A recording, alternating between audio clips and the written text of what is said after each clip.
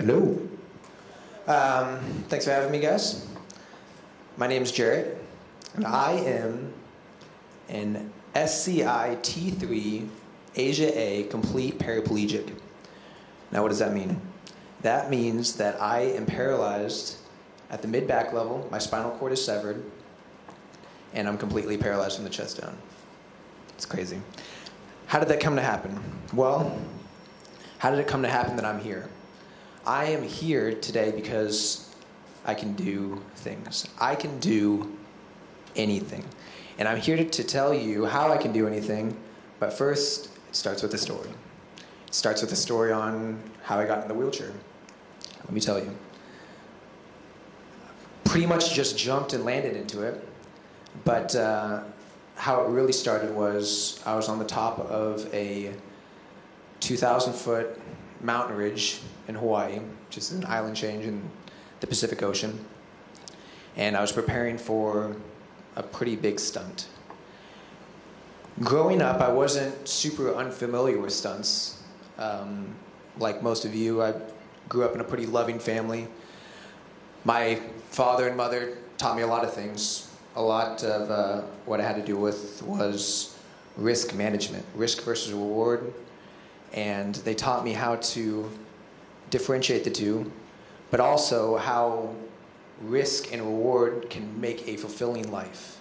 And that's all they wanted, was for me to be happy and to lead a fulfilling life. And early on, I discovered that when faced with danger, I got this certain adrenaline rush that was something like I've never imagined before, and it just kept on getting bigger and bigger, and it kept me wanting more and more. And so that was what was going to be my passion, was this adrenaline. And my parents really helped me find that adrenaline rush and that passion that I was looking for, because my family was into skydiving. Just like my grandfather, who started a drop zone in the 70s, which taught people how to skydive, one of them being my father, and then eventually myself, it was easy to see where my life would be going, and it was that of the extreme. Growing up at a young age to be a skydiver, I encountered many obstacles and many challenges, most of which I conquered with persistence and the idea that I was invincible. When you're young, you know how it is. When you're on your bicycle, you're doing the jumps like as if there were no such thing as broken bones or falls or crashes. And it wasn't until this moment when I was on top of the ridge that I was about to experience what was going to be the biggest crash of all. It was August 25th, 2009. I was 18 years old, but this wasn't my big first stunt. Growing up and having met along those challenges and that invincibility, I had thousands of skydives. I was an accomplished skydiving instructor. I was an accomplished skydiving athlete and competitor. And this was something that was not even the most dangerous thing that I've ever done. Today's stunt was a ground launch cutaway to base jump. That's what the title of the YouTube video that I had in my mind that I was going to post later about this. Now, what is this ground launch cutaway to base jump? Well, essentially the stunt called for 2 parachutes, called for some special ingenuity, in which what I was going to do was lay out one parachute behind me, start running down the mountain. This parachute is going to inflate and glide me away from the mountain. When I reached an appropriate altitude, I was going to release that parachute. In the skydiving term, we call it cutting away. I'm going to release that parachute, go back into free fall for a momentary second, and then open up a secondary parachute before I impact the ground. Super exciting.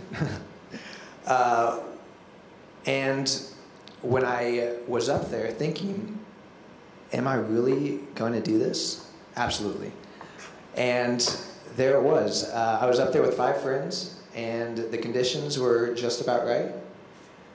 My friends doing a more simple, less scary simply flying away from the mountain and landing the parachute without the cutaway.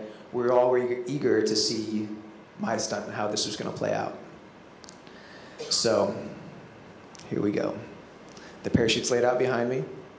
I take a couple steps, and I'm flying.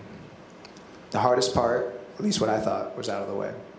And this is what it's all about. When you're up in the air, and it's Hawaii, and it's flying, and it's sunset, and it's beautiful, and it's everything that I've ever wanted in life. It's where I wanted to be. I was doing this amazing thing, this adrenaline rush of skydiving, really feeling alive. I'm doing this extra stunt to gain this kind of maybe notoriety, and maybe some kind of viral video would come of it. And I'm starting to focus, I'm starting to relax, and I'm starting to get into the mindset of what's about to happen, in which I'm going to do this cutaway, and I'm going to go back in free fall and pull my parachute. Well, as I get ready, and as I get set, something happens. A sudden jerk, a pop, I'm spinning violently. This is something that's not good. Not enough altitude to really do much of anything. Panic starts to set in pretty quickly. And if you were to ask me what were to happen to myself if I had been in this situation, I would have responded with, okay, so ground launch cutaway to base jump, he feels the pop and the snap and he starts spinning. That's going to lead to a fatality. It's going to lead to death. It's got to. And this is where it starts to separate some people. When I'm in that moment, I'm thinking two things. Well, some people are going to stop and reminisce, maybe recollect some life memory, or think about some of the right things they've done or some of the wrong things they've done, maybe kind of go over some of their demons. For myself, it was all about life-saving mode. Let's not make this the last thing you ever do. So, quick analysis of what's going on. I grab the controls, try to stabilize the parachute as best as possible. I peer over, the ground is coming up extremely fast. The descent rate is high. Get ready for it, and bam, impact. I can still imagine that moment where you feel so helpless, but at the same time you're doing everything you can to save your life. Regardless of what your feelings are, the impact's still the same. Still harsh. Immediately knocked unconscious. My lifeless body, what we call tomahawking down the mountainside. Eventually I come to rest upon a tree. It keeps me from tumbling down the rest of the way. 20 seconds was all that it was from the time that I launched off the mountain until the time I was back on top of it. Half that time spent under a flying parachute, half the time spent under a malfunctioned, spinning out of control parachute. The cause was my ingenuity that I needed to accomplish to make this stunt work left some gaps, some mundane details that I missed, some simple safety devices within the harness that kept it from malfunction, because that's what happened. While the parachute was supposed to release when I commanded it via pulling a handle, the attachment point for the parachute on one side released prematurely, causing the parachute to collapse and spin. It really was the smallest mundane detail that got me into the situation. Next, fast forward to me starting to regain consciousness, the immense amount of pain and fear of what had happened just becomes instilled in me. Some nearby hikers walk over. And I never had been hurt before. I'd never broken any bones. I'd never, experienced anything so traumatic. And I didn't really know what to think or what to say, what to do. It's pretty funny. We have it on video. I have this whole thing on video. And the first thing that I say when these hikers come by, as they're curious as to what they're going to come up on, dead body or an unconscious body, or myself, which is regaining consciousness. I think you guys should help me on my feet. I don't know if you saw me land, but it didn't look good. I bet you my friends down there are worried about me. And they're like, no. The whole experience was traumatic, and I had no idea what had happened. A whole array of medical problems were to follow. I slipped into a coma for 7 days. Before that, the helicopter had eventually picked me off the mountain in some insane rescue mission. And after that was the coma. My family and friends flew in from the mainland of Hawaii to see me because they had no idea the long effect of, or the long-term outcome of what was to happen. They didn't know if I was going to come out of this thing or not. So they were all nervous as to what might be the result. The good news was that I did come out of it. I spent 7 days in a coma, and my first recollecting thought was that of the doctor. And the doctor is there, and he's telling me, let me put into perspective the medical phenomenon that has happened. I would have bet, this is him talking, I would have bet a year's salary that you would have been dead by the time you got here. You see, you've broken you've ruptured your aorta. You've broken your aorta, which is the main vessel in your heart. This is him trying to explain some medical term to me as I'm kind of trying to process everything. And he's like, you've broken your aorta, your main vessel in your heart, and I would have bet a year's salary that you'd have been dead by the time you got here. You can't live with your aorta just bleeding out into your body like that. He's like, that's insane. And even in the best case scenario, to repair your aorta, we call it a coin toss. It's a 50-50. So let's put in perspective how lucky you are to be alive. And it was the happiest you can imagine. Oh my God, I'm here, I'm alive. After all that crazy stunt that I just did and all the crazy things that I've done in my life, I'm never gonna do anything like that again. I'm never gonna skydive, I'm never gonna do anything. I'm so grateful to be alive that I have the opportunity to be able to see my friends and family again and to, you know, do things, and it's gonna be amazing. Like, I can't believe I escaped away with that. I'm so stupid, that was insane. And then he says, oh, by the way, you also broke your back and severed your spinal cord, and you'll probably never walk again. How crazy. I was 18 years young, my whole life ahead of me, lost in an instant. It's not like a debilitating thing where it's over time, it's slowly. It was one moment I was normal, and the next I was crippled. So I went from being extremely grateful to be alive to being not as much. I have a big problem now. My whole life has been flipped upside down. Depression, obviously, was immense.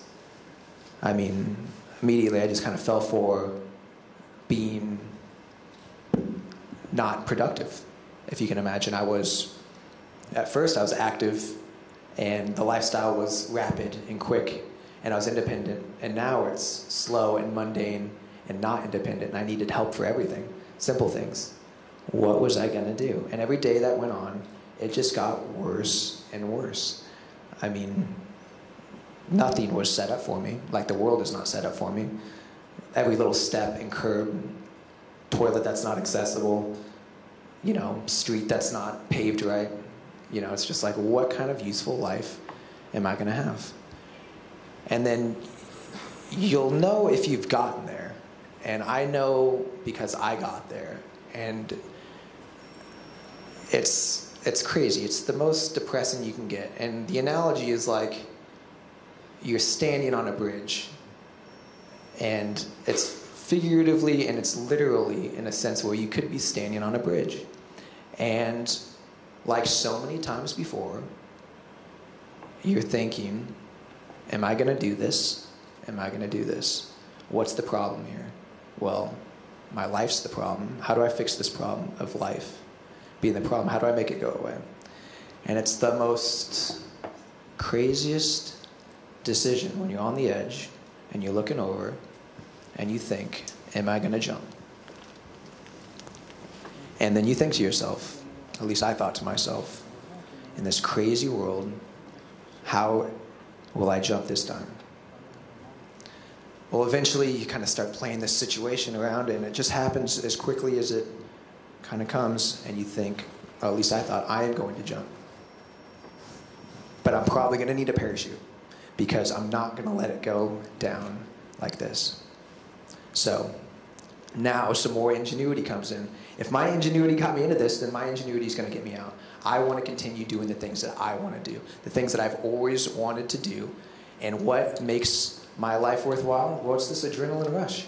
It's this thing that really makes me feel alive. And what am I worried about now? I've just gone to the deepest depths of my mind, and maybe the worst thing that could ever happen. What's the worst that can happen? Like, you know, say I want to skydive again. My parachute doesn't open and I die. Well, I was just at the lowest point in my life. Anyways, let's see what happens. Maybe I can make some positive out of this negative. Let's get back up on the horse. Let's get back up in the airplane and let's try to figure this out. But how? This is crazy. No one has really skydived in a wheelchair, at least successfully. This is the landing gear that doesn't work, and I'm paralyzed from the chest down. So, long story short, you know why I'm here talking to you guys, and it's totally amazing that I can be here talking with you guys, and I'm looking out over all you guys, and if you were to ask me what my dream was before I did that stunt, it would be, I would tell you, well, it's to travel the world and skydive.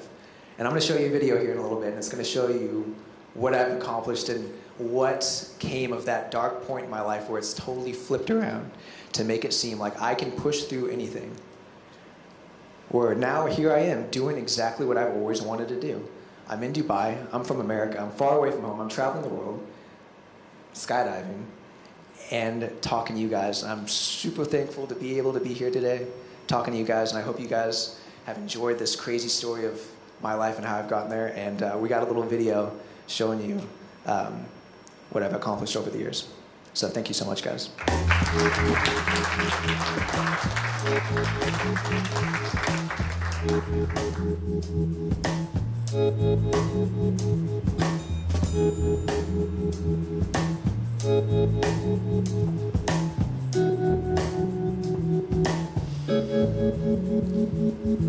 Even after all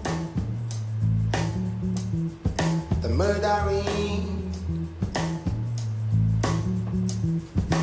even after all your suffering, so you know I love you so. You know I love you so and so. Even after all,